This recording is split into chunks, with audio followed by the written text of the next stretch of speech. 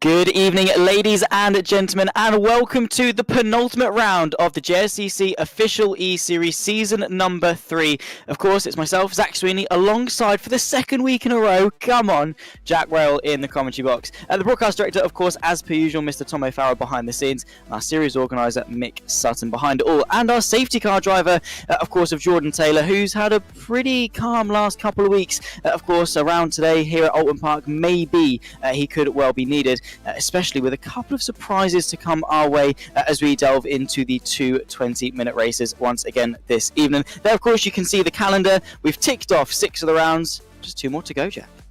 Yep, absolutely. Oulton Park, what a way to start the penultimate round of the year. Right the way up into Cheshire this time. And, I mean, it's famed for close racing, but it's also that it's annoyingly skinny. You can get 2 wide. You can, in inverted commas, get 3 wide. I think we may see a little bit of that this evening, but the elevation change, the fast, the slow corners, the monumental overtaking opportunities here, the sort of opportunities are endless, and hopefully the lack of Jordan Taylor in the safety car continues. As much as we love Jordan, hopefully we don't see him this evening, but if it was going to happen anywhere, I'm afraid it'll be here.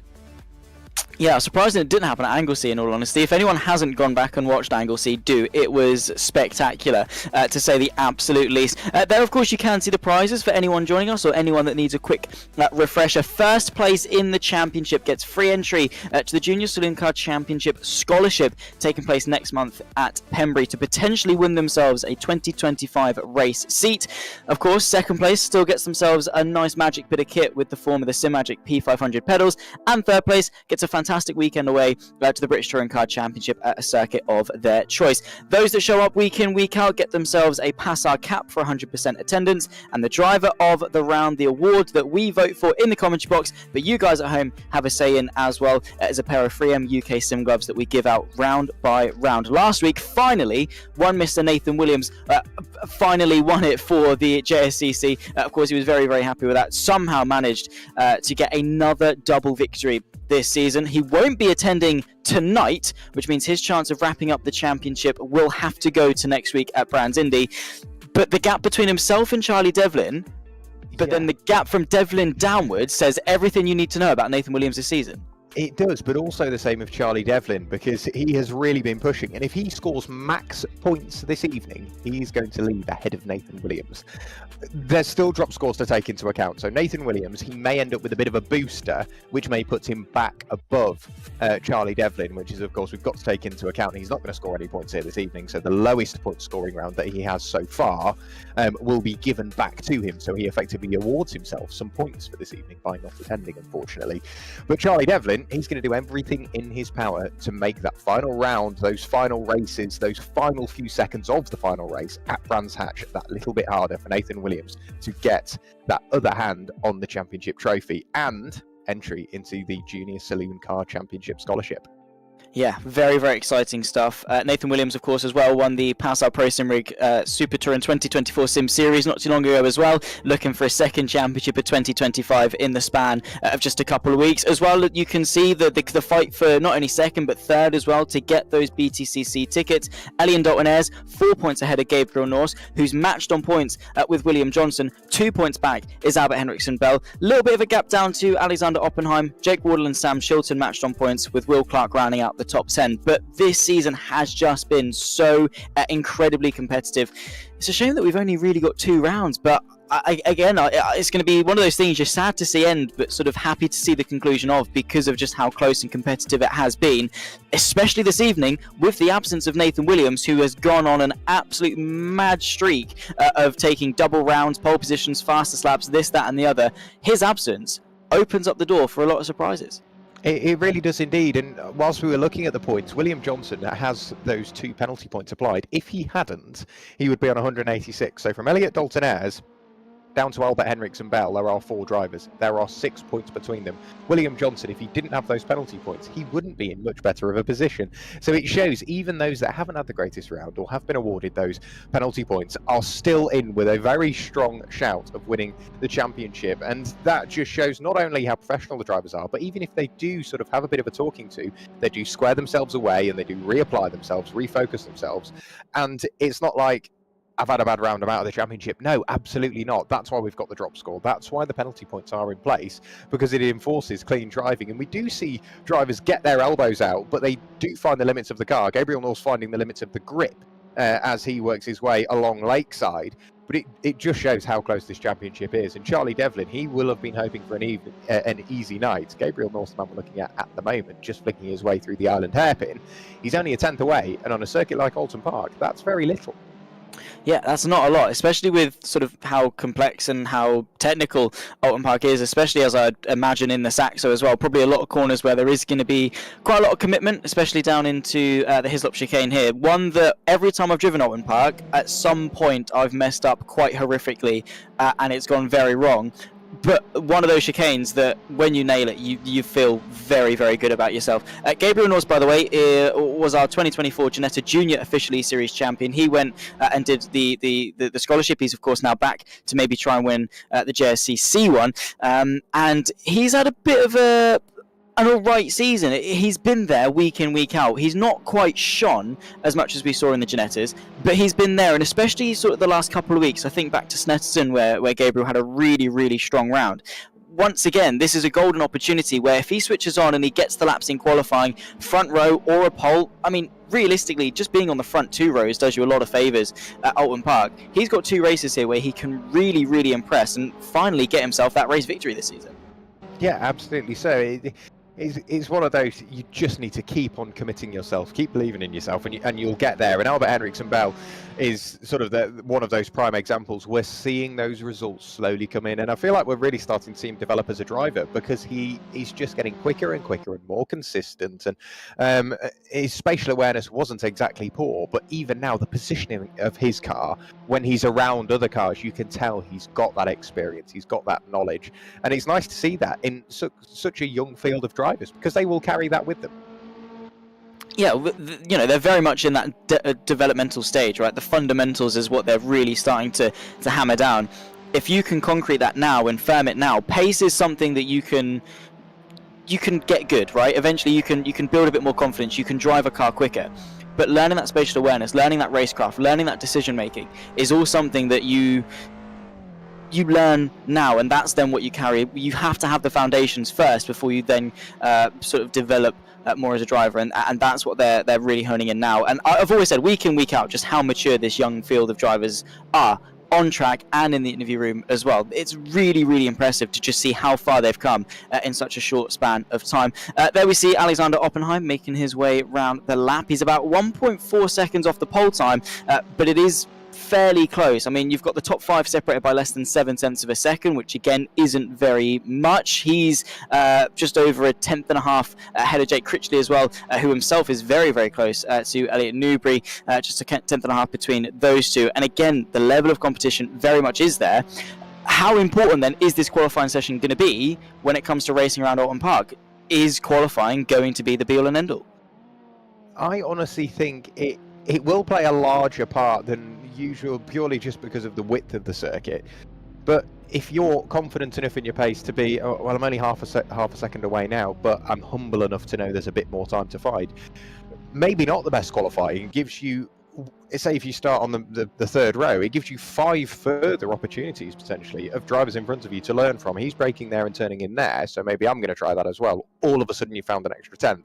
So you have those opportunities, and we're only going to see that throughout the evening. We've only got 5 minutes left of this qualifying session, and Charlie Devlin, he's not exactly safe, and Gabriel Norse, he's slowly starting to chip away at his times. You don't see him really dirtying those sectors, and looking at the consistency of his previous laps, very, very impressed indeed. I've got a feeling Gabriel Norse is on for a good night as well. Yeah, absolutely. To be fair, I think anyone...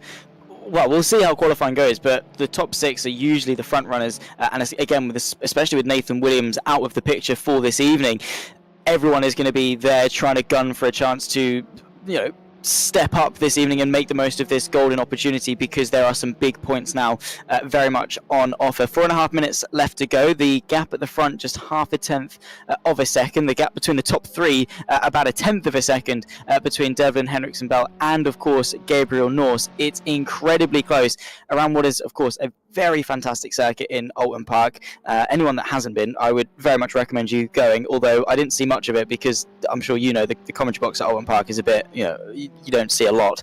But it is a beautiful circuit and fun to race around as well. I'm sure these guys are having a lot of fun. Even just hot lapping it. I mean, it's one of those circuits that's just satisfying to go around and hot lap. And I'm sure into the race, we're going to see a lot of fun as well. Into the final corner for Oppenheim. Let's see what lap he can do. Same too for Gabriel Norse. He's setting up a lap, trying to get some temperature into those front tyres. An important lap coming up because you've only got, one or two really strong push laps before the end of the session. And in a session like this, you're going to need it. You are indeed. I mean, wait until you're in the Knickerbock box. That's the best seats in the house, albeit it does get a bit chilly if you're at the very start or the very end of the year. But no such the worry this evening. The sun is shining on Oulton Park, so they should be keeping the tyres up to something of an adequate temperature. But as we saw, multiple drivers just weaving left and right. I think as much as getting temperature into the fronts, getting temperature into the rears, whilst you may like a bit of oversteer into the car, they get too cold and all of a sudden that oversteer becomes looking at the corner you've just gone through, and that's really where you need to find the line. Sam Chilton, he's just found the line and posted a 1 minute 51.039, 1.8 seconds away from Charlie Devlin's pole time, almost exactly a tenth away from Elliot Newbury. Here comes Will Johnson. He has set an overall fastest sector 1, but I believe this was an outlap, so he may have a bit more pace to unlock, and he's got enough time to do 2 more laps. So much oversteer on the run into turn 1, gets the moment collected up. I think maybe just about kept it within track limits there. We'll wait and see as to what the timing screen says when he flicks through the end of sector 1. But William Johnson, he's pushing on. No, Gabriel Norse, unfortunately, went over the track limits at turn 1. Will Johnson again going very close to that white line, maybe a little bit too far along Lakeside before you're hard on the brakes, down through the gearbox and really try to haul the car around on the throttle so early, bucketfuls of understeer, and I think one tyre fire on the unloaded inside rear. Will Johnson, he should be coming through towards the end of sector 1. No, fortunately he did break track limit, so he's only got one more go at this. Yeah, small mistake that could well be costly because it is a long lap here at Oulton Park, 1 minute 49.1, and that's on, of course, the shorter island layout. Let alone if we did the full thing, especially with the Britain chicane as well. But yeah, it's one of those things now. The pressure is on him, right? He's got to deliver on this final lap. Charlie Devlin will be starting what will be his final lap of the session as well. He has got a bit of traffic to contend with. That is going to be that Elliot Newbury potential, or Charlie Ellis, Jacob Ellis, I should say, in front of him at the 24 to potentially maybe get in his way. He did go, I think, slightly quicker on that previous lap as well, 49.169, to extend the gap at pole by 13 thousandths of a second. But now is the time to really crunch in. However, if he does get held up on his lap, Albert Henriksen Bell has also gone through to break the beam to start his final lap. He's only half a tenth back. That can very easily be broken. Charlie Devlin needs to nail this lap. He's not exactly in the clear for pole. No, he's not at all. And Elliot Newbury, again, we're starting to see that oversteer at turn 1. You can almost visually see from our camera angle on the exit of turn 1 where that compression is mid-corner. You will be able to see it quite easily in the car, and it just really helps sort of hunker the car down for the exit, and that is starting to work. Elliot Newbury pushing on and trying to improve his time. We are seeing a lot of drivers push the limits, namely Charlie Devlin. He will not improve on this lap with 30 seconds remaining. He's running out of time to try and get round and kick off another lap once again. I think Charlie's starting to have a few connection issues as well. Riding on board with Albert Henriksen Bell, up Clay Hill we go before into the very quick right-hander at Druids. It's a double apex corner, so you sort of nibble at the first one and then really attack the second one. Other way around for Albert Henriksen Bell. Again, multiple lines you can take. I tend to attack the first one and just let the car flow through the second. But that can very much depend on the car you're driving. On the brakes, very, very late for Lodge Corner. Flick the car in, bounce over the curbs, over Deer Leap. And what can Albert Henriksen Bell do on this lap? It's not an improvement through Sector 1 or 2. Can he do anything about gaining that all back in Sector 3? Towards the line he will go to take the checkered flag. Albert Henriksen Bell, the first one to do it, and no improvement that time through 4/10 off what we know he can do. But we're seeing lots of red on the timing screen, and that isn't necessarily because they're going slower. It's drivers pushing too hard and going over the track limits. Yeah, exactly. Gabriel Norse, I think, is a victim of that as well. So he's not going to be able to go quicker in this qualifying session. So it seems good for Charlie Devlin. However, of course, with those connectivity issues, it might pose a problem going into the race. Charlie Kelso, currently P12, takes the checkered flag, 2 seconds off the pole time, so unable to improve. Will Johnson, I think, now about to come across the line. Is he going to improve? It's 2 oranges to Sector 1 and Sector 2. Is he able to remotely go quicker? I don't think that's going to be the case. 49.4 keeps him 4th place, so just cementing, of course, that second row start. Gets slightly closer to the top 4, and of course the top 5 as a whole, only about half a second between them. And we know how racy those drivers are. We know how good they are in the race. We have got our pole sitter Charlie Devlin with us in the commentary box. And Charlie, Oulton Park, on a day that Nathan Williams isn't here, a crucial night for your championship, and you stick it on pole. Well done. Thank you. It's a nice feeling to be on pole again. I'm having some little internet issues at the minute, which hopefully fix themselves by the end of the race. So I obviously don't get, unfortunately, kicks from it, but I'm feeling confident. I feel there's a little bit more time in that qualifying lap. I can transition to race pace. Yeah, hopefully so. I mean, you're surrounded by the likes of Albert Henriksen Bell, Gabriel Norse, Will Johnson with you on the front 2 rows. Do you see those as big threats to you for this race? Do you think that it's going to be a tough race, or are you confident that you can sort of get away at the start and churn in some good lap times?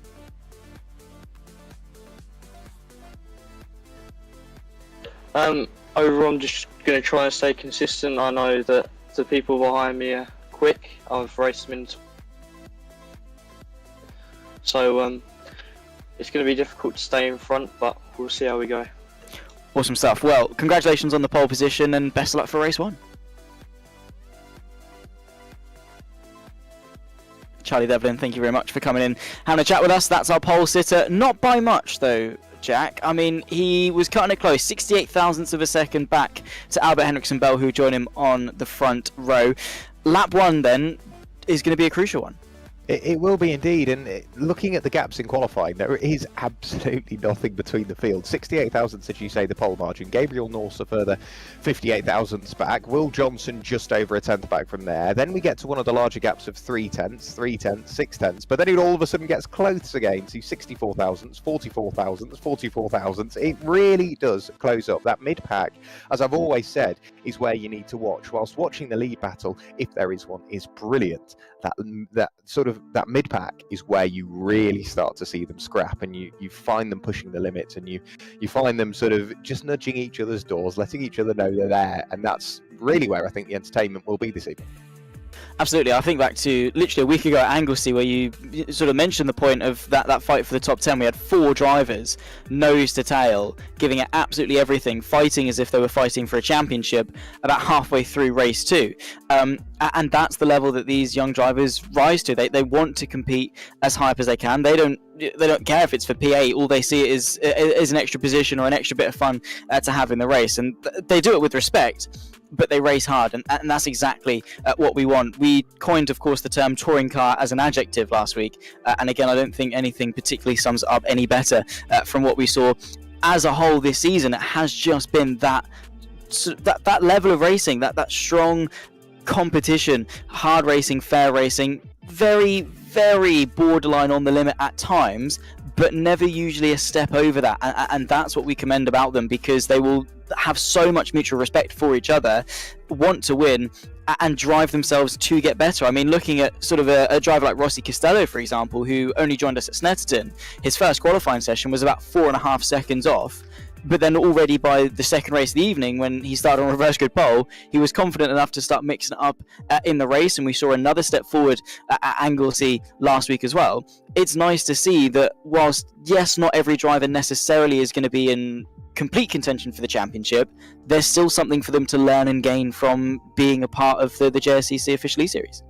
Yeah, there really, really is, and I think it's so much as learning and gaining, but also not just experience in the car. I think it's sort of their networking and speaking to the other drivers, and you build those relationships now, and we could be looking at a grid of drivers that are racing real cars in the very, very near future. And if you've got that relationship, you never know when you're going to need to play that card that you've got in your back pocket, sort of, I've raced you, I've got a brilliant relationship with you, we're good mates on and off the circuit. I've got a little bit more at stake in this race. Pay me back and I will pay it back to you in the future. And I think that's what we're starting to see as well. Like we mentioned so much at Anglesey, it's becoming a very real sort of career step, starting off in sim racing and then working your way up through the motorsport ranks. And now is the perfect time to build those relationships because they last longer, they're much stronger, and not just are those friendships, they're rivalries as well, because there's nobody you want to beat more than your friends. Exactly, and those types of rivalries where you're smiling with each other, having a high five after the race are all that much better. Of course, there we can see onto the grid, it'll be Charlie Devlin on pole position, very closely followed behind by Albert Henriksen Bell, who's got experience of Oulton Park recently, of course, in the PASR Pro Sim Rig Super Tour in 2024 Sim Series. Gabriel Norris in P3 from Will Johnson there, rounding off row number 2. Elliot Dalton-Ayres will complete the top 5 alongside Alex Oppenheim for the 3rd row of the grid. Elliot Newbury from Jake Wardle in the green and black machine there in 8th. Behind that, Sam Chilton and Jake Critchley for the top 10. There comes Jacob Ellis and Charlie Kelso for row number 6. Ben Mattas and Rossi Costello to round off our 14 driver grid. And of course, their special shout out to Jordan Taylor in the BMW safety car at the back of the grid.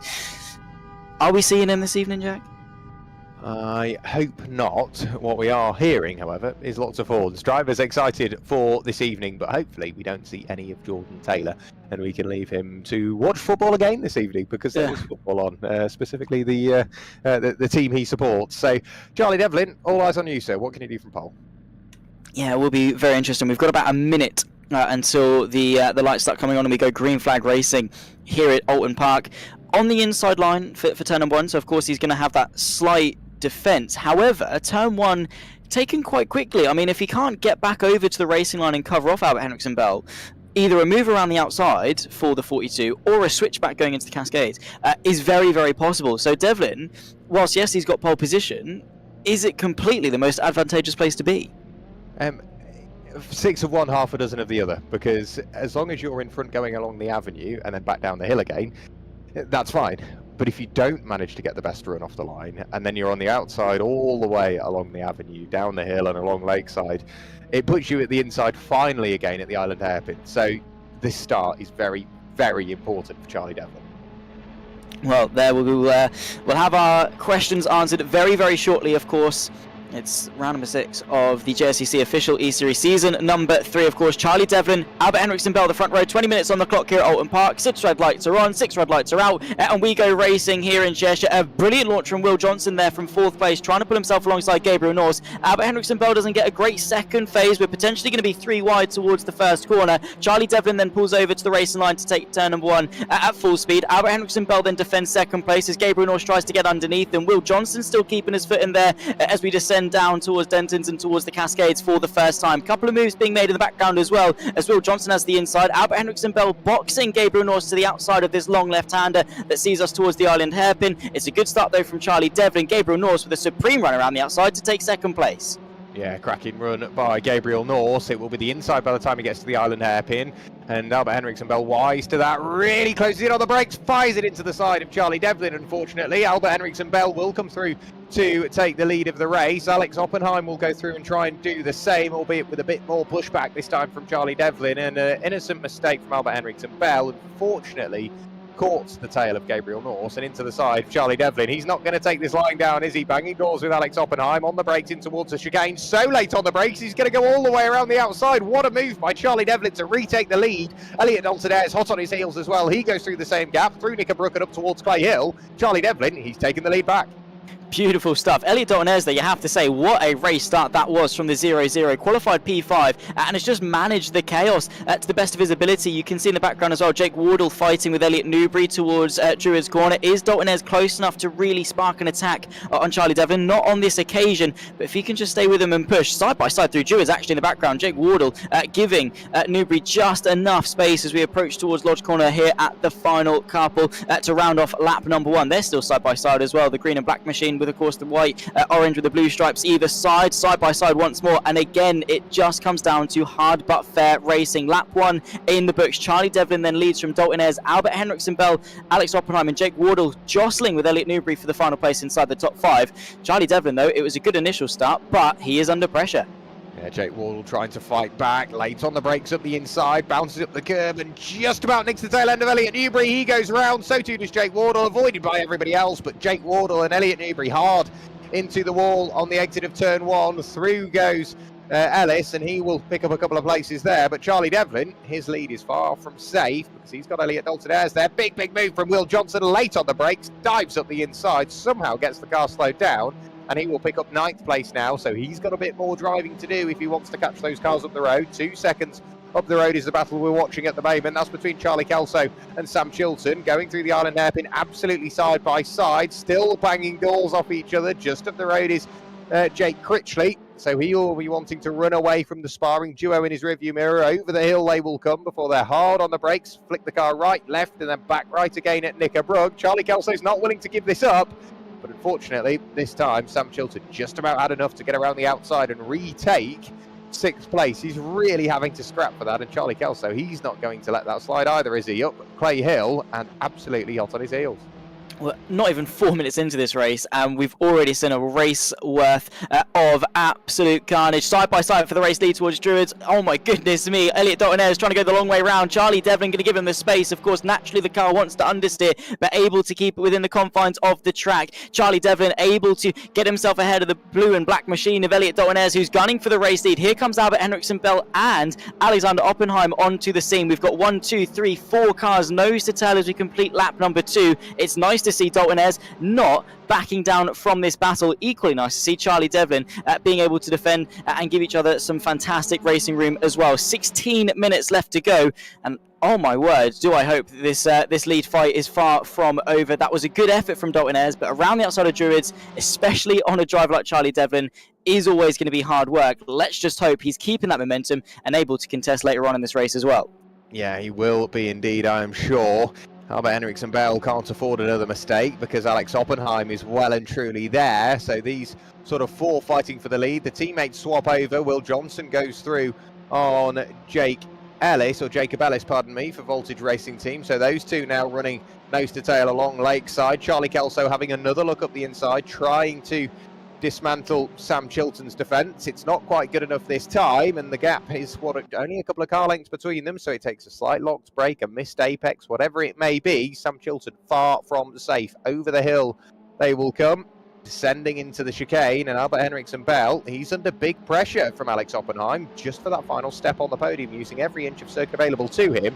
With him looking back and focused on his rearview mirror of Alex Oppenheim, that's allowing Elliot Dalton Ayres just to run that little bit further up the road and try and stay in the wheel tracks of race leader Charlie Devlin. Yeah, but to what extent is it working? 8.5 tenths of a second now is the gap at the front. That's what the advantage that Devlin has over Dalton Ayres. A little bit further back, it's the ascension from Gabriel Norris trying to fight his way back through after, of course, that contact earlier on in the race with Albert Henriksen-Bell. Into Druids, he has a bit of a look, but well, that's always going to be ambitious to the inside of Jacob Ellis for 10th place. Fortunately, I say fortunately, the bitter sweetness of it, the lucky and an unlucky situation, is the incident happened right at the start. And the good thing about that, if you can take any good things about it, is you've got the rest of the race to come back from it. He's already been able to get through on Costello, Matas and Wardle. He's now obviously eyeing up Ellis for P10. Each of these positions are then going to be points, and equally, when it comes to race 2 for the reverse grid race, he should in theory still be starting further ahead of all of his rivals. So while yes, it was a suboptimal situation to be in at the end of lap 1, Gabriel Norris, you can bet your bottom dollar, is going to be making the most out of it, not only by the end of race 1, but also to make the most of race 2 as well. Yeah, that's where you are your own worst enemy, because you want to fight. Gabriel Norris wants to get past Jacob Ellis. He wants to get the best result he can, the best recovery drive possible from race number 1. But then that puts him further down the grid for race 2. So you've really got to weigh up pro and con, what you want to do. Gabriel Norris really hoping his brakes are going to work, and Jacob Ellis left him a little bit of room there. Gabriel Norris quite easily snatched even more away. So all of a sudden, further up at the road as well, Albert Henriksen-Bell is now scrapping away with Elliot Dalton Ayres. I think we may have seen a small mistake from Alex Oppenheim. That's what's dropped him further back. And Elliot Dalton is now no longer quite with Charlie Devlin. 2 seconds the gap. Albert Henriksen Bell is hunting for that second step on the podium. It's getting close. This isn't going to end. The next 30 minutes of this race are going to be nose to tail, and I think we'll still see some very vital positions swapping around on the very final lap of just race number 1. We get to do it all again. Yeah, we do indeed. Race 2 always delivers, and I have to say the last 2 race 1s, Anglesey and of course this race here at Oulton Park, have been nothing short of spectacular. And like you said, I'm looking forward for race 2. But let's get through not only the first half of race 1, but then obviously the rest of it as well. Albert Henriksen Bell still on the back of Elliot Dalton.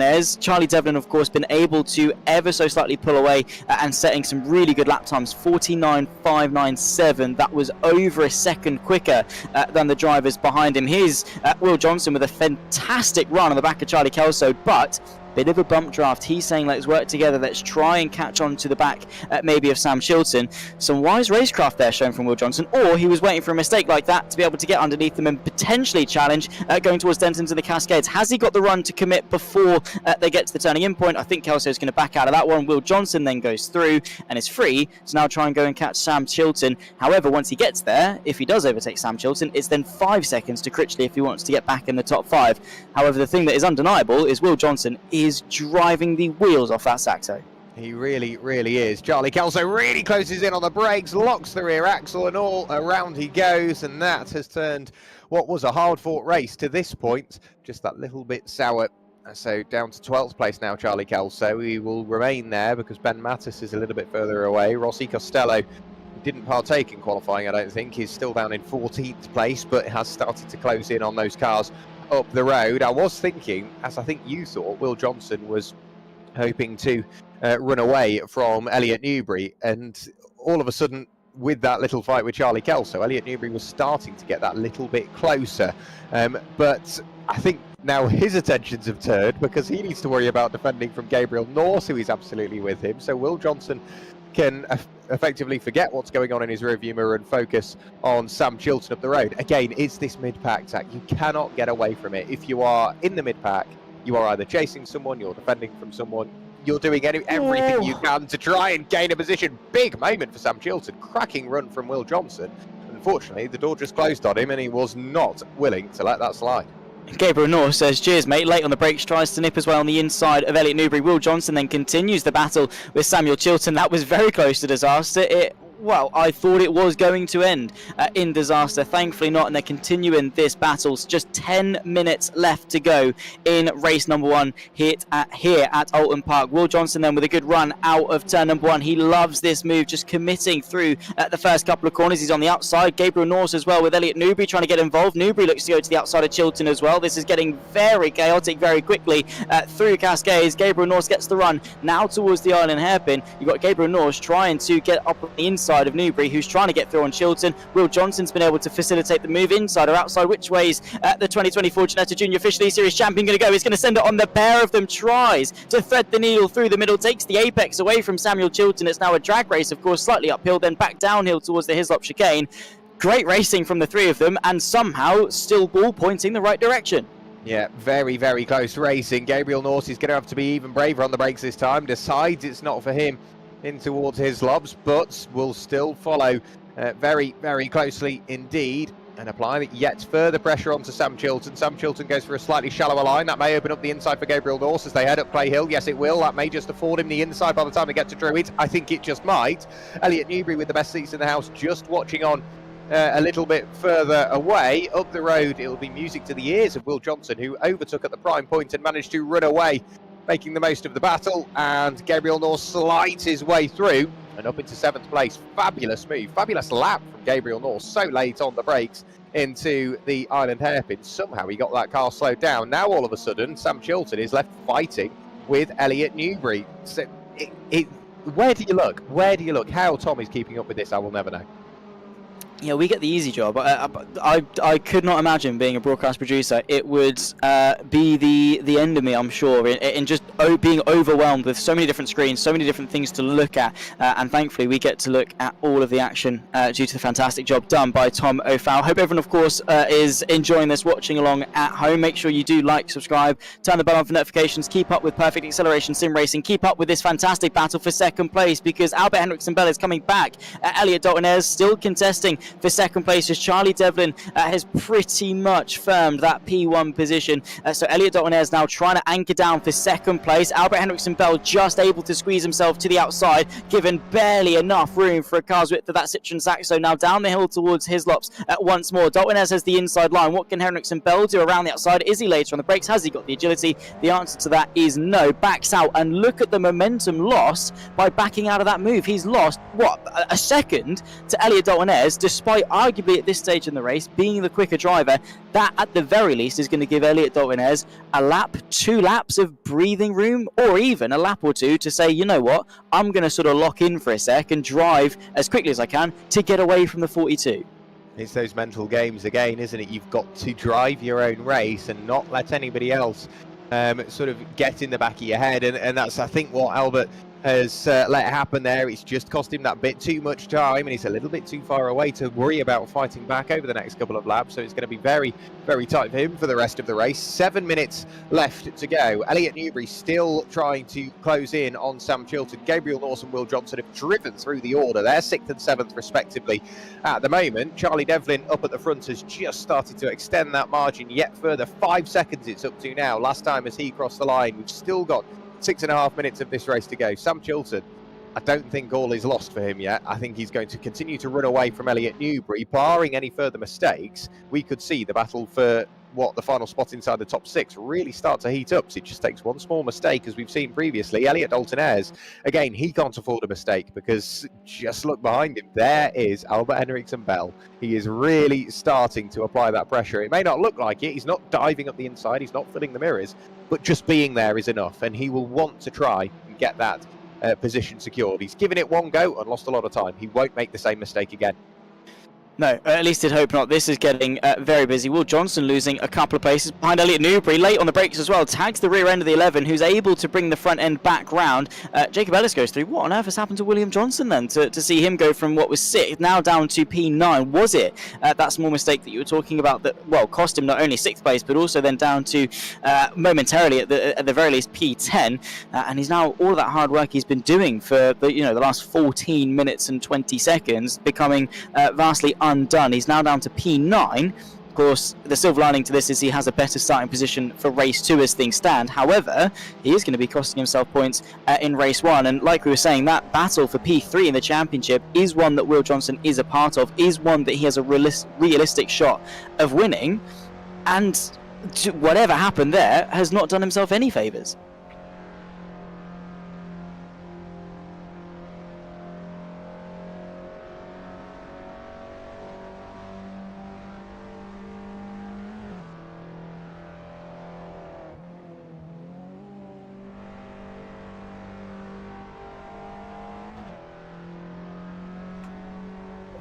So with Will Johnson continuing to apply yet further pressure on to Elliot Newbury, he's going to want to make up for that now, isn't he? Because he's not that far away, but he will see the time ticking away. And we said all it takes is one small mistake, and I fear I may have put somewhat of a curse on him there, because he has made that mistake and now just that little bit further behind than where he'd want to be, but in prime position to make the most of race 2. We know he's got the outright pace. He is a very, very quick driver on his day, and a very consistent driver at that. Gabriel Norse further up the road in 6th place. I think there's still a little bit more to come from him as well. 5 seconds away from Jake Critchley, so he's not in the best position he would like to be. Will Johnson pushing hard, locking that rear axle once again.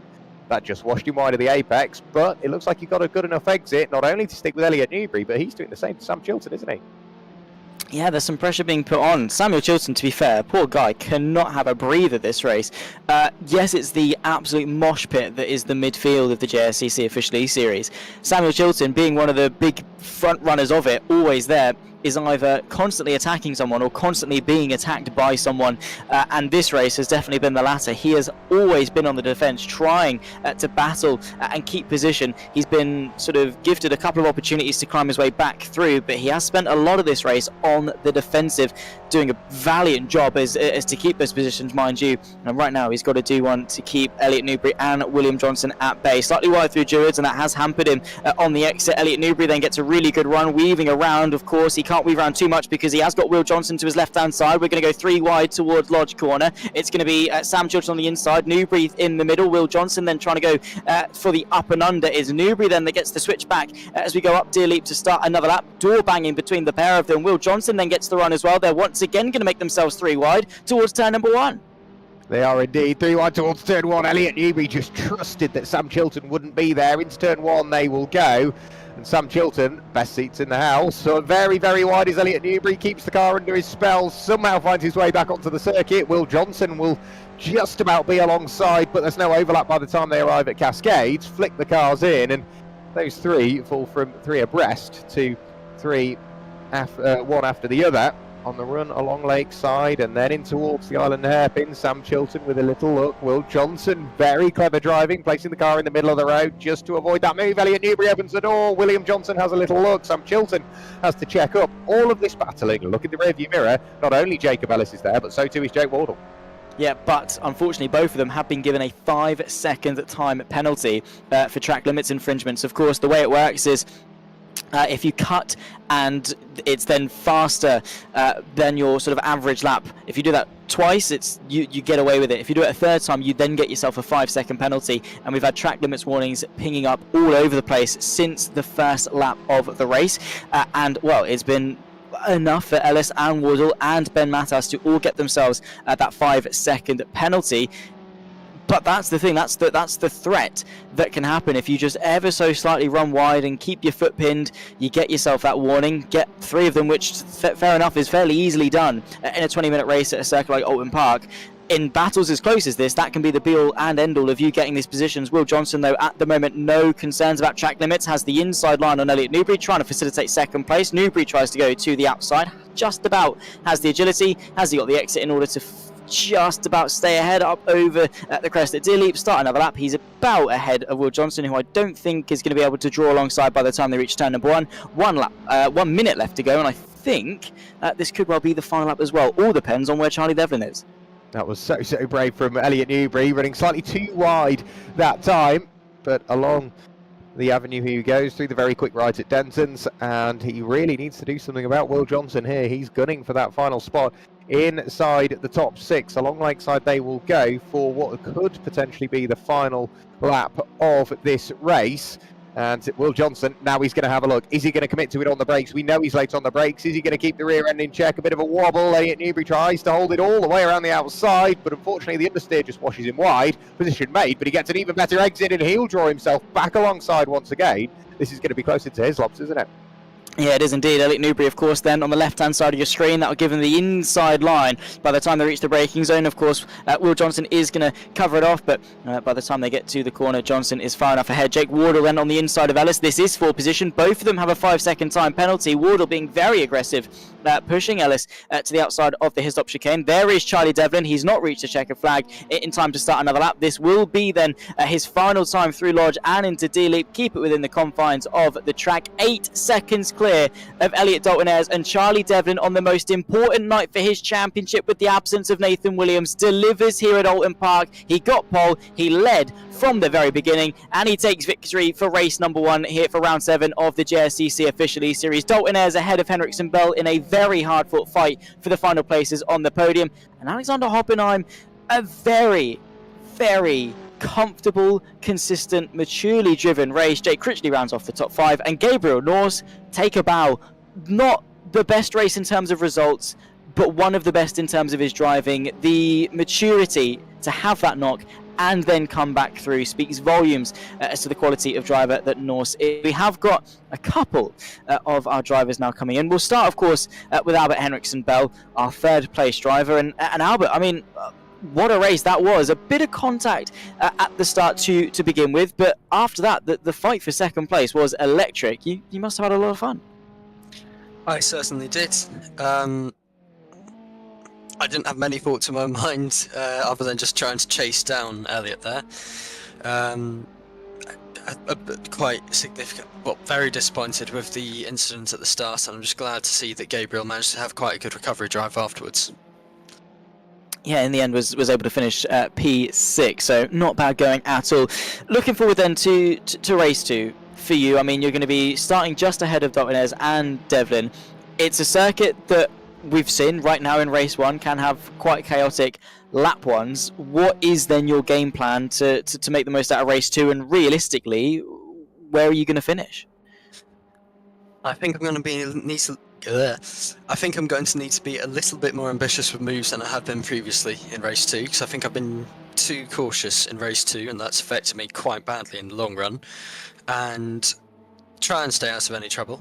Hopefully finish somewhere high midfield, maybe to podium. Yes, I think absolutely very realistic indeed. Well, we'll let you go, get you prepped for race 2. Best of luck and congratulations on the podium. Thank you. And Jack, over to you for P2, Elliot Dalton. So, Elliot, you seem to have quite the busy race, because not only were you very, very quick on lap 1, I think that's what set you apart, but it was the consistency to the end of the race. You weren't bored because you had Albert, Henriks and Bell continuing to close you down throughout the race, but was it that first lap? Was that the important turning point, sort of set the tone for the rest of the race? I mean, I think so. I mean, obviously what happened at the start, I mean, I didn't really know what happened. I just saw a load of people sideways, but just managed to get through, and then the road opened up for me going down the outside into the little chicane, and that got me into second, and then I was kind of pushing Charlie along, and but I think the pace dropped off a little bit after that.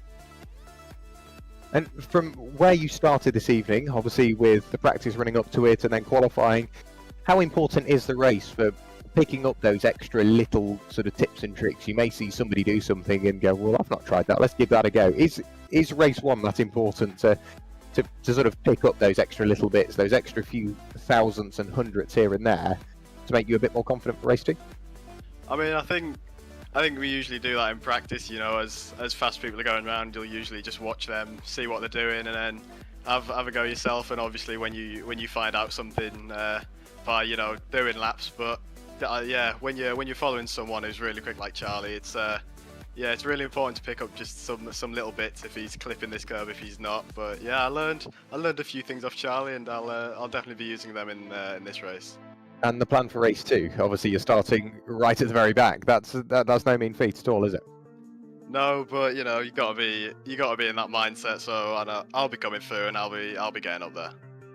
Great stuff. Can't wait to see it. Congratulations, Elliot. Hopefully we can speak to you again in 20 minutes' time. Cheers, Jack. And well, we'll make our way to the top step of the podium then with one Mr. Charlie Devlin. Good start from pole. It wasn't completely uncontested. You had a couple of laps where Dalton Ayres was having a few looks to your outside and inside, trying to find a way through. But in the end, you put those laps in, you got away and finished with an 8-second breathing margin behind. You must feel quite relieved to finally get another win under your belt after, you know, a couple of races where Nathan Williams has been really at the front. Is this now what you need to have a good chance at Brands Hatch? I think the chance at Brands Hatch is going to be very limited. I know I said before that my focus is starting to turn on to P2, but I know it's still in the back of my mind mathematically possible to win the championship. So it's never going to leave my mind. I know that if everything goes as perfectly as it can be, it's still possible, but we'll see how it turns out. Yes, I suppose that's all you can do. Just see how you get on. Obviously, race 2 at the back. Where are you expecting to really make those moves? Then, I mean, the chaos of lap 1 of race 1 must sort of maybe give you a little bit of an inkling of data as to how to approach it. Are you going to be quite aggressive? Are you going to take the back foot? Are you just going to wait and see what people do? Sort of assess the vibes. I mean, how are you going to tackle lap 1? I think I'll make a few positions off the start. I think I've been a bit too lenient in the past, sort of the same as Albert. So we'll see how we get on. I think if I were to take a guess, someone may go bowling into the hairpin, but we will see. Hopefully, my unluckiness stops here. I know I've said that for the past 3 or 4 rounds, but it seems to have continued. So, hopefully, by the end of the season, that curse is broken, and hopefully, I'll be back on the podium. Yeah, just manifest it. If you keep saying it, eventually it's got to happen at some point. Hopefully, that's going to be right now. We'll let you go then, get ready for race number 2. Best of luck and congrats on the race 1 victory. Thank you. Awesome, and a much more responsive Charlie Devlin. It seems that, touch wood, the internet is slightly more responsive ahead of race 2. Of course, we've got just under a minute until we go green flag running once again for 20 more minutes. Rossi Costello on the front row from Matas, Kelso, Ellis, the front 2. Wardle from Chilton, Newbury and Johnson, look out for those, especially with Gabriel Norse and Jake Critchley. They're rounding off the top 10. Then comes the top lot, Oppenheim, Henriksen Bell, Dalton Ayres and Charlie Devlin, 14th and final on the grid for race number 2 here at Oulton Park. Jack, very quickly, what can we expect? Action. I'm going to use that this week. Action is what we're going to see, and we're not going to be short of it enough to share around. Yes, definitely. I would be inclined to agree with that one. I can't lie. Getting lock to lock there, Rossi Costello, making sure the steering wheel works, which I suppose would help ahead of 20 minutes of racing. Just got to make sure you straighten it back up, because the 6 red lights are going to be coming on very, very shortly. There you can see 20 more minutes then. Race number 2, round 7 of the JSCC official eSeries here at Oulton Park. Let's see how we get on for race number 2, and a good start there from Charlie Kelso. He's able to get an initial launch, now tries to thread the needle through the 2 leaders. Of course, it's going to be Ben Matas and Rossi Costello. He's got a thread through. Jake Wardle as well. They're going to go 4 wide momentarily in the background. You've got the likes of Newbury, Johnson and Sam Chilton involved. How's that going to end as a move for the lead? Charlie Kelso goes around the outside of Rossi Costello. Wardle goes way off the track at turn number 1, and as we expected, very much a lot of excitement 4 wide in the background as well momentarily, just in a slightly altered formation. Kelso then leads going into the Cascades for the first time as Chilton tries to spark a move on Wardle to the inside of the left hand. There's contact between the 2 of them. 2 of them go sideways, 2 of them go off the track. Chilton able to hold it. Wardle with a lot of bad luck. Are we going to see any bowling into the braking zone? Just able to get armfuls of opposite lock either way. Sam Chilton able to keep the car under wraps into the hairpin for the first time. Dalton Ayres incredibly late on the brakes, and well, as we expected, lap 1. Yeah, the nose on Charlie Devlin's car buried into the asphalt, just trying to get it slowed down. But Charlie Kelso, after a very strong performance in race number 1, he's going to try and follow that up, but this time from the front in race number 2. Charlie Devlin, he's biding his time. He's up into 10th place, 4 places gained on the opening lap of the race. It's very, very busy in towards the Hislop chicane, but Charlie Kelso, the man to watch, as Albert Henriksen Bell goes off the road, so too does Charlie Devlin. So too does Elliot Dalton Ayres. Albert Henriksen Bell still trying to get the car back onto the road. So a big, big moment for him. It was rather close, heading along Lakeside, but they all managed to arrive at Island Hairpin, having sorted themselves out. But Charlie Kelso at the front, doing everything he needs to do. Bit of a moment, however, from Rossi Costello in 2nd place. So all of a sudden, the podium places might start to change around. Yeah, Ben Matas sort of was surprised by the mega run that he got through Druids for a moment there. Rossi Costello, though, able to hang on to 2nd place. There's a little bit of a Costantina effect in the background as Newbury gets tagged from Johnson, who gets tagged from Sam Chilton. It might well have been Gabriel Norse who was going this way, that way, and everywhere on lap 1, as opposed to Chilton. I think it might well have been as Chilton, by the way, under pressure from the Oryx car of Alex Oppenheim, who has the inside line approaching turn number 1. Will Johnson as well on the inside of Newbury, not quite able though to seize control of the apex. Lap number 1 then, of course, in the books. It's Kelso from Costello, Matas then from Newbury and Will Johnson, the top 5. Oppenheim from Chilton, Norse, Critchley, Devlin not making the progress that we really would have expected, but he's still pointing the right way, and that's the most important thing still, with a lot of race left to run. Fight then for P3 as Elliot Newbury tries to mount an attack on Ben Matas. Outside line by the time they reach the island hairpin. He's got to be late on the brakes, gets given the squeeze. Matas very late, a little bit of grass there as well. Sideways from Newbury and sideways there into the back of Rossi Costello, who somehow was stopped on sort of the outside of the hairpin. That got very messy very quickly. Matas then through to 2nd. Will Johnson then contesting him as well as we go downhill once more towards Hislops. Yeah, Ben Matas slightly too late on the brakes into the back of Rossi Costello, I fear. But now Will Johnson late on the brakes, up into 2nd place. He manages to pick the pocket of Ben Mattis. Alex Oppenheim is the next one queuing up to do the same. Behind him, you've got Sam Chilton, who we're watching now, Gabriel Norse, Elliot Newbury, Jake Critchley and Charlie Devlin, all within touching distance of each other, riding on board with Gabriel Norse as we head up Play Hill, under the bridge before the short run towards Druids. This is going to get very, very, very close indeed. We've still got over a quarter of an hour of this race to go. Gabriel Norse with a small look to the inside, I think, just filling the mirrors, keeping the car nice and stable, gets a much better run on the way in, which multiplies to a better run on the way out, has a look to the inside, forces Sam Chilton to go defensive, leaves the car in the middle of the road, lets Sam Chilton come into him, so there's no arguments about who went where. Gabriel Norse, he's going to have to be brave around the outside. He knew he was going to run out of road. Sam Chilton sort of rattles his way up into 5th place and remains where he wants to. Elliot Newbury in that rearview mirror, however, he's getting closer, isn't he?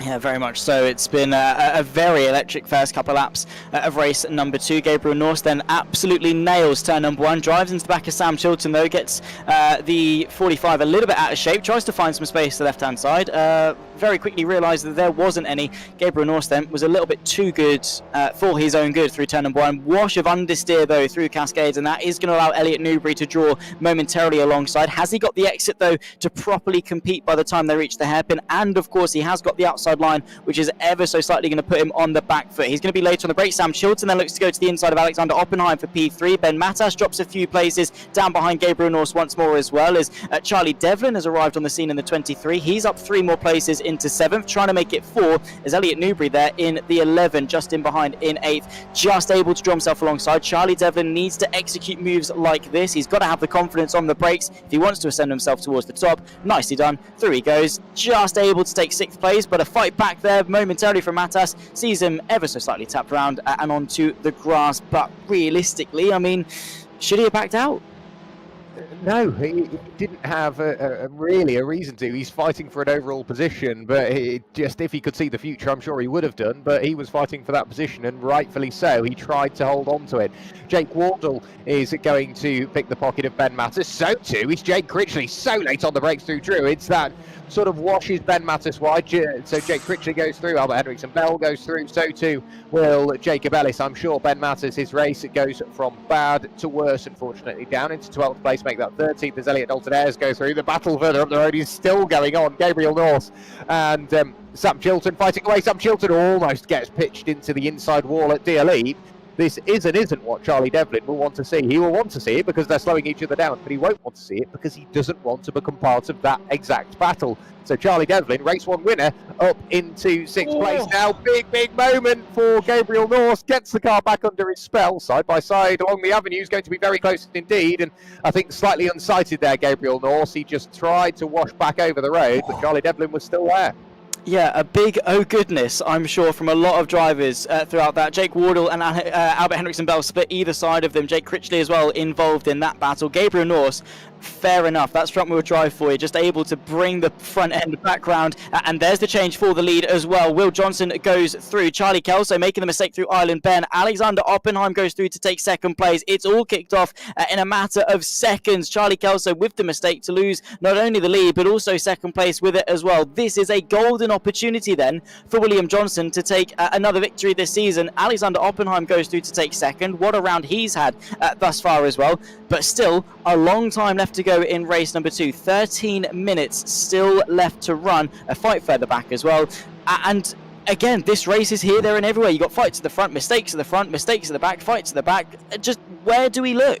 When does Gabriel Norse give up? What a brilliant move around the outside of Jake Critchley. He's trying to fight his way back through the order after the contact earlier on. So too is Elliot Dalton Ayres, as he will have a look at the inside of Jake Critchley. They both go side by side in towards Druids. Elliot Dalton Ayres picks up 10th place. Gabriel Norse is up into 9th and will try and set his sights onto the car of Jake Wardle.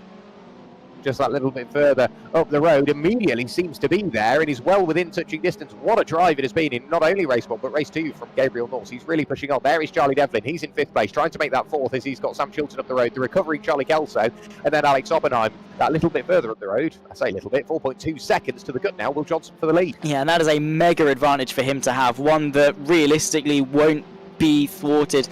Definitely not in 12 minutes time, provided he keeps it clean. He's a quick enough driver to maintain that gap back to Oppenheim. Even if Charlie Devlin works his way through into third or second, I don't think that gap is going to close by the time that Devlin gets there. He's on the back of Samuel Chilton. Kelso fights back though on Alexander Oppenheim. That's going to be a change of position going into the island hairpin once more. Very late on the brakes, not only from Sam Chilton but also from Charlie Devlin, looking to go to the outside. Boxed in on the apex though, as Alexander Oppenheim has to save the car, brings it back, snaps back to the left hand side, but Charlie Devlin able to keep his foot in, read the situation perfectly, little bit of luck sprinkled in as well. He goes through into third place. And welcome to the Junior Saloon Car Championship, officially Series Season 3, ladies and gentlemen. This is the penultimate round. We're at Oulton Park and we're getting exactly what we ordered.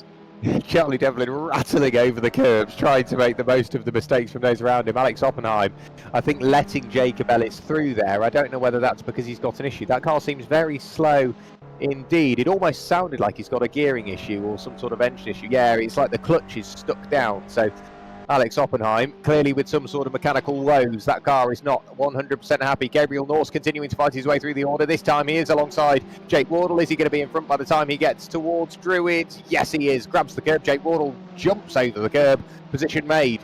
Gabriel Norse up in 7th place. Jake Wardle down into 8th. Elliot Dalton-Ayres will now be trying to attack the car up the road as well. Big look to the inside for Elliot Dalton-Ayres. Dummies it once. Is he going to go for it? No, not this time on the brakes in towards Lodge Corner. Through the right hand. And nice line from Jake Wardle. But unfortunately, that hasn't escaped the grasp of Elliot Dalton-Ayres. He's hot on the heels as we go through the elite and then back towards turn 1. This is far from settled. Yeah, very, very much so. We've got half of race 2 still to go, and what we've seen in the first half has been nothing short of brilliant. Inside line for Dalton-Ayres as he takes 8th place away from Jake Wardle, who's had pretty poor luck throughout the duration of race number 2, to say the least. But, well, trooping on very, very nicely. Just stuck behind, settling in behind, I should say, Dalton-Ayres as he makes his way through. Fight for second place then still on is Kelso trying to keep Charlie Devlin at bay. He looks to the inside, does the man P2 in the championship currently, later on the brakes, and well, that wasn't exactly a very difficult affair for Devlin to find his way through. Newbury though on the inside of Chilton, who understeers nearly into the barrier there at the island hairpin, rejoins a few places down, at threat from losing 7th place, and indeed it does, down to 8th place from Samuel Chilton. And that's the momentum swing. It doesn't take a lot for you to lose a lot in a very short span of time. Sam Chilton goes from fighting inside the top 4 to down to P8. Yeah, that's just how close the racing is. You make one small mistake and it's not just a bit of time you lose. It's not just the one position you lose either. It can be a number, as we've just seen. I don't just think it was Elliot Newbury on the inside of Jake Critchley. I think it was Elliot Newbury on the inside, or on the inside of Jake Critchley, but the outside of Albert Henriksen Bell. I think we're almost 3 wide on the run through at the island hairpin. So Elliot Newbury in 4th place, Albert Henriksen Bell in 5th. Charlie Devlin has got 6.5 seconds to make up in the next 9 minutes, so a second a minute and he'll be there or thereabouts. But catching is one thing, overtaking is quite the other. So we'll see what he can do. And Charlie Kelso, he deserves 3rd place here, and with the cars behind him battling, it might just come. He's had a good night of it so far. He would like to crown the night with some silverware come the end of the evening, but that is still 8.5 minutes away. So much can happen in that time. Yeah, exactly. Like this, of course, Albert Henriksen Bell going to look to the outside of Newbury. Oh my goodness me, just able to try and find some space to the outside. Instead going to opt for a bit of an up and under, but not really got the run or the space in order to facilitate that. I mean, it's a better run out of turn number 1, but not quite good enough by the time they reach the dip, which round about is your breaking point. Who's that gone off in front? It is going to be Charlie Kelso that's had a mistake. That's going to drop him down plenty of position. So Newbury and Henriksen Bell work their way through onto the podium, and rear-ending there, huge crash. Oh my word, what has happened there? It's gone from, well, 0 to 100 and then just continued to rise, 100 to 1,000 in the span of about 5 seconds. Kelso rejoined the circuit. Sam Chilton went into the back of him. Jake Wardle then was involved. And yes, Albert Henriksen Bell, by the way, still side by side with Newbury for P3. Yeah, somehow these two are still side by side. Watching it back, it looked like Charlie Kelso ran wide initially by the time they got to Cascades, and that just multiplied by the time, as you say, he rejoined the circuit. Albert Henriksen Bell rattling over the curbs. They remain as they are, but all of a sudden they've got Gabriel Norse and Elliot Dalton-Ayres just sat behind them. But I think, yeah, unlucky there from Charlie Kelso with a small mistake with cars approaching. He wanted to rejoin the circuit, but unfortunately those three quite read that as easily as Charlie would have liked, and they went unfortunately into the side of Charlie. We have had Alex Oppenheim and Rossi Costello unfortunately part ways with the rest of this evening. But Will Johnson's lead has been cut down, but not by enough. Charlie Devlin will really need to close this gap, and the current rate of closure is not going to be enough for what he will want. It will take a mistake, it will take an increase in pace, it will take something for Charlie Devlin to catch Will Johnson. Riding on board with Albert Henriksen Bell, gets a really good run coming out of Lodge Corner. Over Dialepi will go up the hill and towards the line once again to go on to what is going to be lap number 8 of the race. 6 3/4 minutes to go. Albert Henriksen Bell up into 3rd place. Nice move indeed. Read that situation so well. Broke early to then accelerate out of the corner, especially when you've got that run up over Deer Leap. Of course, it was then a mistake from Newbury to run ever so slightly wide, and that only fed into the masterclass that Henriksen Bell demonstrated there to work his way through into 3rd. The fight, though, far from over, because Newbury still is a threat. Norse and Dalton Ayres in the mix, albeit now Dalton Ayres with a 5-second time penalty to contend with at the end of the race. Gabriel Norse now looks to go to the inside of Newbury. That's going to be a nice move. Slight look there to the inside of Henriksen Bell, who just gives him a little bit of space as to avoid the contact as we emerge out of the hairpin once more. A good run from Newbury sees him potentially able to launch a counter-attack on Gabriel Norse. Norse, of course, wants to focus forward and try and work his way onto the podium, which is the least that young man deserves after an evening like today and how well he's been driving. Ben Matas makes the mistake of probably braking too late into Ireland and running wide and finding that barrier. 4 cars then nose to tail with just under 6 minutes left to run. Well, amidst all the chaos, we've had some fantastic racing like this. Elliot Dalton Ayres trying to squeeze his way through. A 5-second penalty not going to stop him from getting involved. No, not at all. Here is Elliot Dalton Ayres riding on board. A little look to the inside. It will turn to a bigger look by the time we get to the braking zone at Druids. They're still side by side, bouncing over the curb. That washes him wide into Elliot Newbury. They both correct the move, and somehow they get through there. This is the racing we want to see. Elliot Dalton Ayres is determined to get inside the top 5. Elliot Newbury is determined to keep him outside the top 5. On the exit of Lodge Corner, what can he do? Towards Deer Leap, and the two Elliots remain absolutely nose to tail. Charlie Devlin over the line isn't gaining enough on Will Johnson. This might just be the night that Will would have liked. Elliot Dalton Ayres, he's not far away. We've seen how close they can go through Druids. If they can do that for the rest of this evening, for the next, 4 3/4 minutes, I will be a very, very happy man indeed. Yes, I love the fact that we get to just watch this and get paid to do it. It is great. What a job that we have. We did have Alex Oppenheim, by the way, whilst it settled down for a second, come into the YouTube chat and sort of explain why he was going slowly. His brakes had a calibration issue that sort of registered 20% is 0%, or the other way around. Gabriel Norse, though, trying to be very brave on the brakes to the inside of Albert Henriksen Bell and work his way through to 3rd place. Nicely done then from the red machine, but the outside line there prevails for Henriksen Bell, who gets the power down and draws himself back alongside and ahead of Gabriel Norse. Is it going to be enough to facilitate the counter-attack? It is. Norse then has to tuck back in behind the grey and yellow machine of Albert Henriksen Bell, and through goes the 42 to keep that 3rd place. But a shame nonetheless for Oppenheim, that calibration issue showcasing that he was always having 20% pressure and therefore showcasing that something went wrong at some point, which is a shame because again he's been driving mightily well this evening, as have a lot of drivers. I mean, when it comes to driver of the round, it's going to be a tough choice. It really, really is, and the trouble is we're running out of drivers to select because you can win it once and once only. And look at the commitment from Gabriel Norse heading through Druids. You could see the rear of the car desperately tried to overtake the front, and it was just it's just nice. I can't think of a better adjective. I wish I could, but it's just nice to see a car that close to the edge and be driven confidently. And he's not exactly gained vast amounts on Albert Henriksen Bell, so everyone's doing it. That's how close the racing is in the JSCC official eSeries. 5.6 seconds. I think Charlie Devlin has accepted defeat and is now just hoping to come home in 2nd place and secure another good haul of points for him. Gabriel Norse, he wants to get on that podium. Yes, he very much does. By the way, I've just Googled synonyms for nice. One that really did look quite good was scrupulous, which I think is a fantastic word. Enjoyable, pleasant, whatever. Nice, though, very much does the job. My favourite adjective that we've coined, though, definitely is touring car. And we've seen a lot of touring car today for the JSCC official series season number 3. Gabriel Norse then 4th place behind Albert Henriksen Bell. Newbury and Dalton Ayres still in that conversation. 2.5 minutes remain. Devlin has taken out a substantial chunk of that gap from Will Johnson, but not enough. And that's what I said. Yes, Devlin is quicker, but Johnson is quick enough and consistent enough to hold that gap and keep it at an arm's length. 5.5 seconds, a healthy margin to have. And yes, he was given a very fortunate position to take the lead and have that bigger gap, but it's so easy to bottle it, and Johnson most definitely hasn't. He's got 2 minutes left to hang on to it to take what will be his second win, of course, of the season.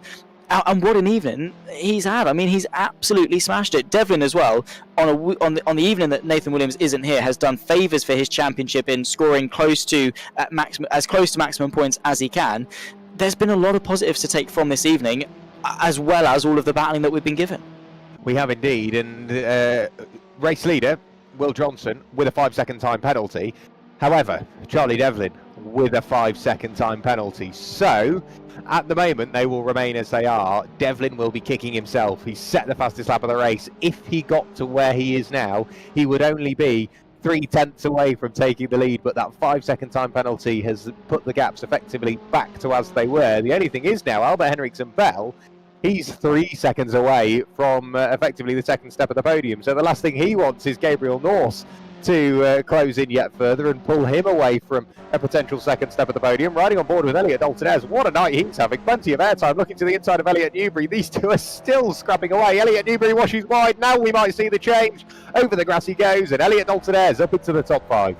Yeah, the battle of the Elliots, and it's Dalton-Ayres that reigns supreme on this occasion, but will be set back by, of course, that 5-second penalty. Track limits have been the talk of the town. Well, actually, I say that they haven't. It's been a lot of chaos that's been the talk of the town, but it's been a part of it, with just how prevalent they've been, more this evening than pretty much any other round that springs to mind. Will Johnson and Charlie Devlin both with the 5-second penalty, so the gap now sub 5 seconds will not make any difference to the race result. It will just bring Albert Henriksen Bell in ever so slightly closer, and the what if would have been there. What if Henriksen Bell and Gabriel Norse worked together to try and close that gap? Could they have been able to do it?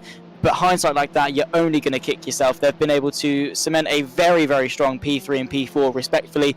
And there is Will Johnson, now with just a couple of corners left to go in order to take the flag for the second time this season. He's driven superbly here at Oulton Park amidst all the carnage, amidst all the chaos. He has risen to the occasion in what was an evening of open doors for everyone here in Cheshire. He goes through Lodge, up through Deerleap, and it's going to be William Johnson, despite the 5-second time penalty, to take the checkered flag and to take the victory here at Oulton Park for race 2 of round 7 of the Junior Saloon Car Championship official eSeries. Charlie Devlin rises to the occasion as well for any chance of the championship as it goes to Brands Hatch in a week's time. Albert Henriksen Bell rounds off the podium to cap off what has been a remarkable evening for the 42. Same too for Gabriel Norse. Elliot Dalton-Ayres with a 5-second time penalty will fall back behind Elliot Newbury for 6th.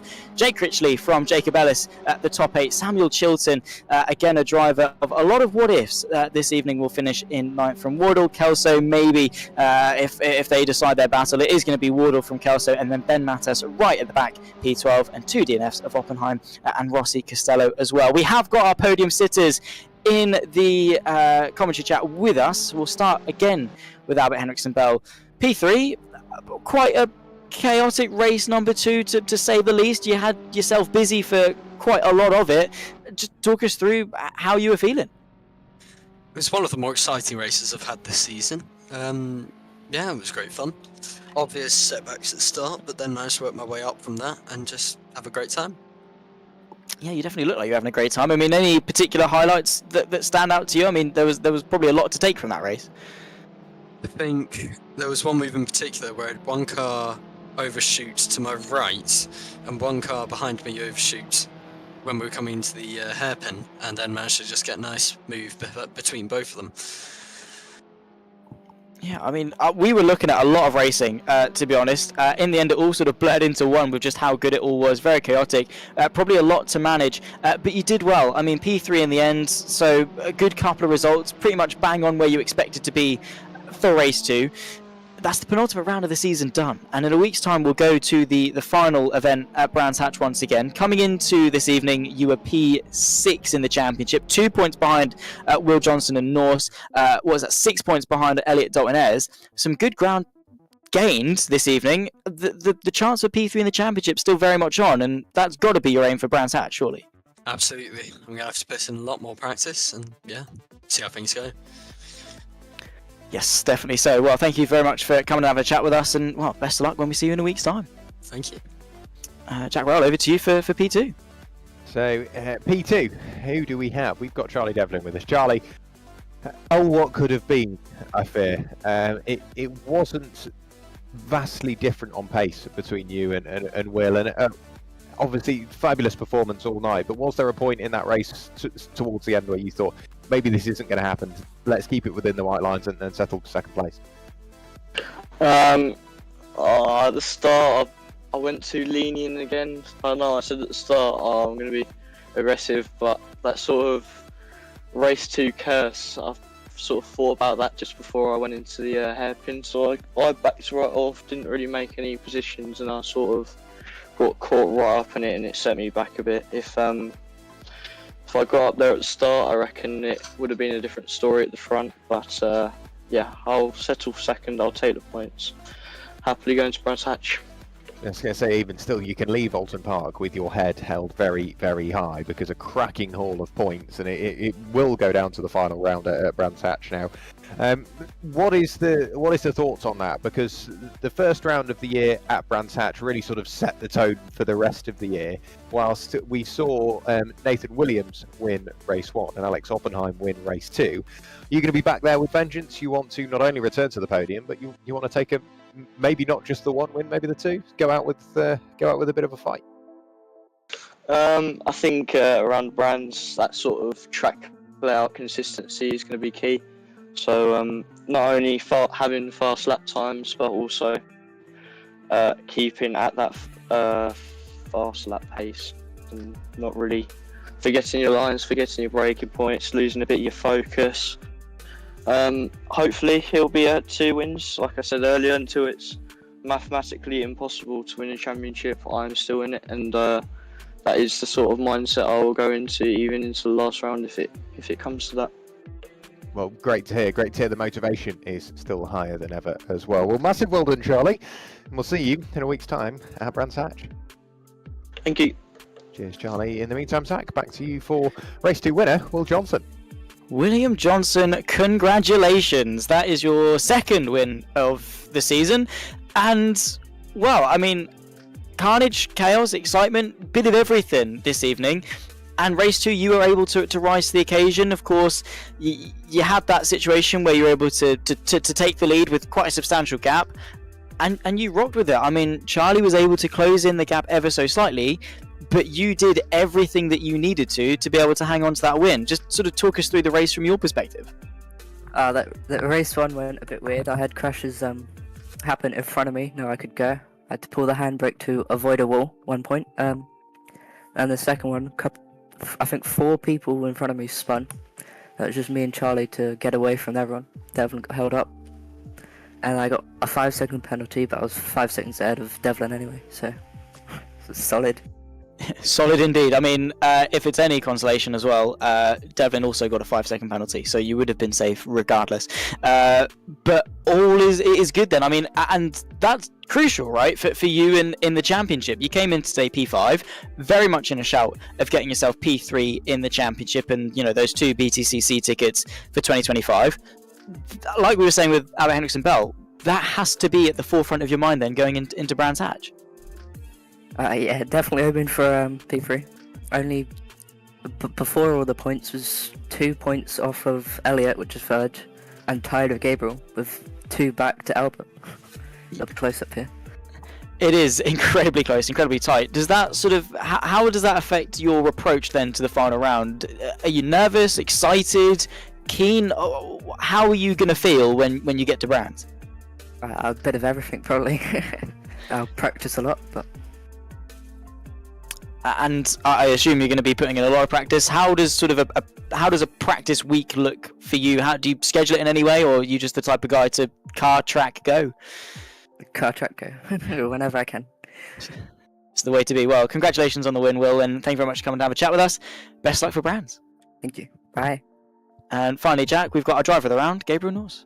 We do indeed. Gabriel, you got so much airtime this evening, because it wasn't just the results and the keeping an eye on you towards the end of the race. It was maybe the slightly troublesome starts to the race, but watching you carve your way through the field, it was clinical.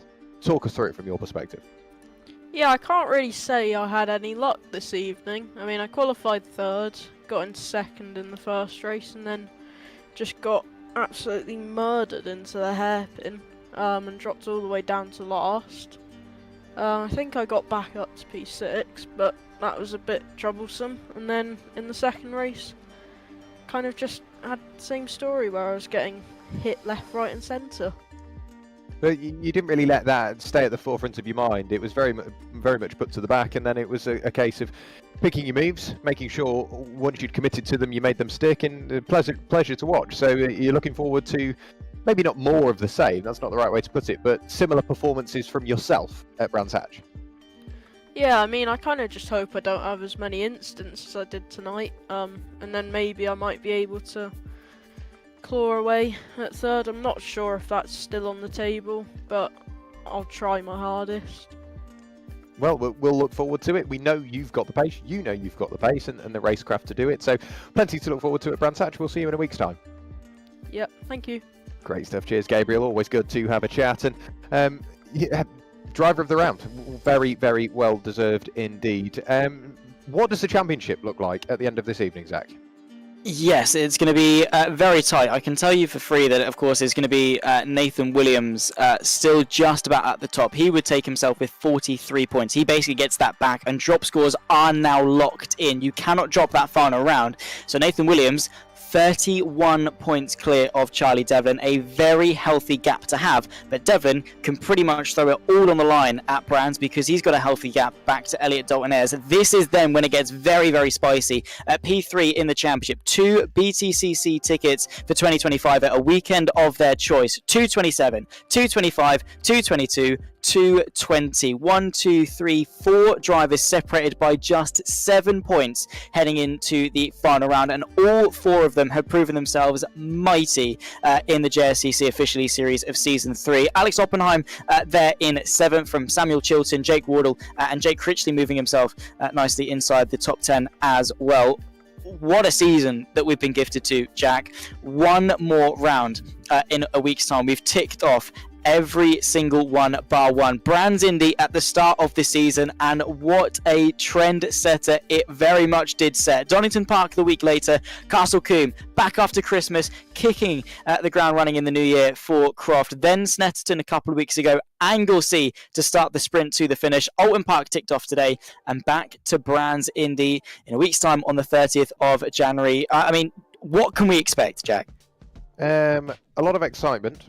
And not just excitement for the final round, but excitement for Season 4, because it's going to be so close. I do truly hope we can get to do this again. And it's brilliant to see the relationships build throughout the year, the pace build. I feel like a lot of the drivers we've seen from our perspective and for everyone at home really develop as well. So Brands Hatch, we're going to go out with a bang. Yeah, we very, very much are. Hopefully not the literal sense, albeit very exciting, as exciting as it would be. My name has been Zach Sweeney, alongside Jack Rell in the commentary box, talking you through all of the action. Tom O'Farrell has been somehow following all of the action out on track here at Oulton Park. Mick Sutton, of course, the man behind it all as our series organiser here at PASR. And Jordan Taylor, again, another week where he's been able to chill in the safety car and watch some football. Of course, he is there. He is employed. We just don't see him very often on the track. Ladies and gentlemen, thank you very much for watching along at home. We hope you have enjoyed. If you have, of course, like, subscribe, turn the bell on to stay up to date with all things Perfect Acceleration Sim Racing, with all the competitions, all the fun races that we hold, and as well, make sure if you're at an MSV circuit over 2025 and we're there, come and say hello as well. But one more round, one last time for the Junior Saloon Car Championship official eSeries of season number 3. Who's going to take the crown? Who's going to take P3 in that very hotly contested fight for third amongst 4 drivers? Ladies and gentlemen, take care, and we'll see you then. It's goodbye for now.